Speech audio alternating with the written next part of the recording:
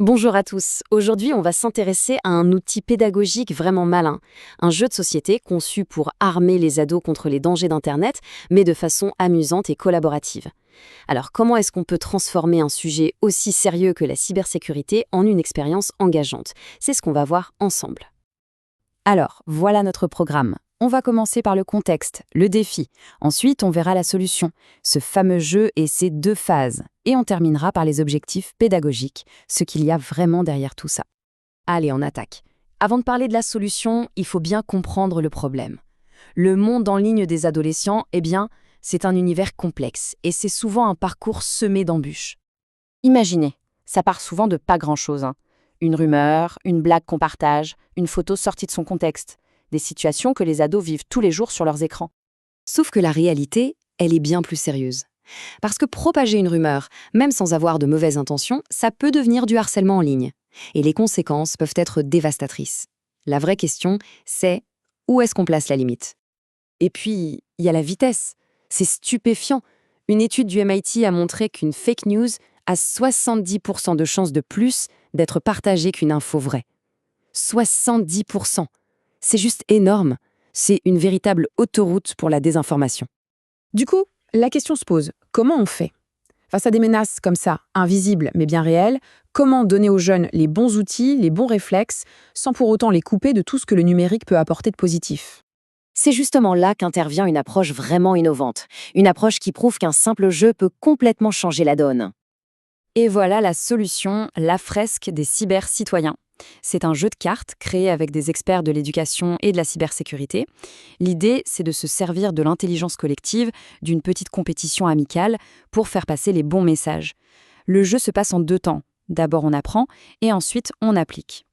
Et le jeu est très complet. Il couvre vraiment un large spectre de sujets.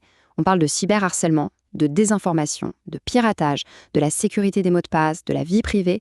Bref, c'est une sorte de formation à 360 degrés sur la citoyenneté numérique. Alors rentrons un peu dans le jeu.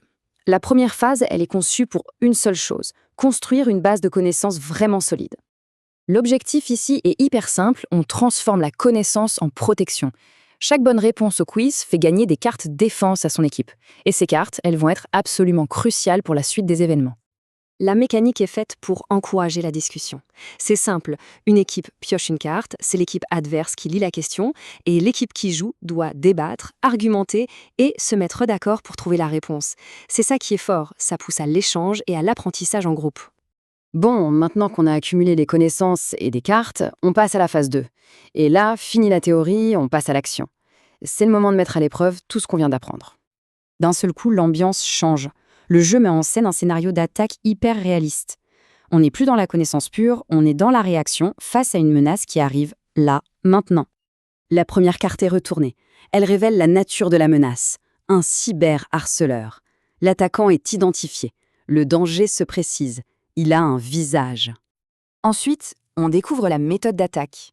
Le cyberharceleur utilise des informations publiques, comme le nom de l'animal de compagnie, une date de naissance, pour deviner un mot de passe trop simple. C'est l'illustration parfaite de l'erreur que beaucoup de gens font. Et enfin, la conséquence, l'impact de l'attaque, l'usurpation d'identité. Le harceleur peut maintenant se faire passer pour la victime sur les réseaux, envoyer des messages en son nom. Là, le danger devient vraiment, vraiment concret. Alors comment on riposte? C'est là que les fameuses cartes défense entrent en jeu. Les joueurs doivent choisir les bonnes cartes pour contrer l'attaque. Par exemple, utiliser un mot de passe complexe, activer la double authentification, bloquer l'utilisateur et bien sûr, signaler l'usurpation.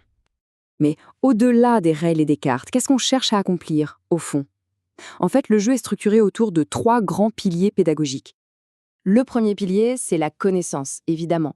L'idée, c'est d'apprendre à identifier les menaces, comme le hameçonnage ou la désinformation, et surtout, de repartir avec un arsenal de stratégies concrètes pour se protéger. Le deuxième pilier, c'est la réflexion. Le but, ce n'est pas juste de connaître les règles, c'est de développer un esprit critique. Le jeu pousse les participants à analyser les situations, à peser le pour et le contre avant d'agir et à forger leur propre éthique numérique. Et enfin, le troisième pilier, la collaboration. Parce que dans le monde numérique, comme dans la vraie vie, on est toujours plus fort ensemble. Le jeu apprend l'importance de communiquer, de travailler en équipe et de s'écouter pour trouver collectivement les meilleures solutions. Tout ça, ça nous amène à une dernière question. Des initiatives comme la fresque des cybercitoyens, c'est génial, ça montre une voie. Mais à une échelle plus large, est-ce qu'on en fait vraiment assez pour préparer la prochaine génération à devenir des citoyens du numérique non seulement avertis, mais aussi forts et solidaires? C'est une réflexion qui, je pense, nous concerne tous. Merci de nous avoir suivis.